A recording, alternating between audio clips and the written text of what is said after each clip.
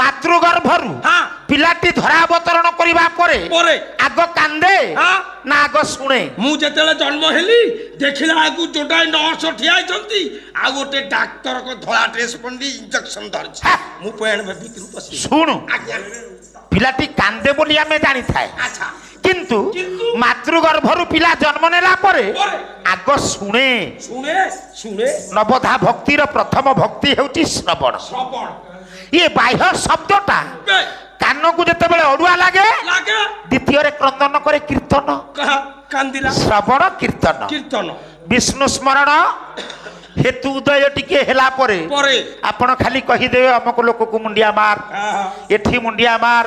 ବିଷ୍ଣୁକୁ ସ୍ମରଣ କରିବା ପାଇଁ ତୃତୀୟ ଭକ୍ତି ତା ନିକଟରେ ଜାଗରିତ ହୁଏ। ଅର୍ଚ୍ଚନ ଯଥା ଜିନିଷ ଯଥା ସ୍ଥାନରେ ରଖିବା। ଦେଖିବେ ବେଳେ ବେଳେ ଯଦି ଶାଶୁଙ୍କର ଲୁଗା ବୋହୂ ପିନ୍ଧି ଦେଇଥିବ କି ବୋହୂଙ୍କର ଲୁଗାକୁ ଶାଶୁ ପିନ୍ଧି ଦେଇଥିବ, ଛୋଟ ପିଲାଟି ଭିଡ଼ିବ ମୋ ବୋଉ ଲୁଗା ତୁ କାହିଁ ପିନ୍ଧିଛୁ, ମୋ ବୋଉ ଲୁଗା କାହିଁ ପିନ୍ଧୁଛୁ, ସେତେବେଳେ ତାର ଟିକେ ଟିକେ ହେତୁ ଉଦୟ ହୁଏ।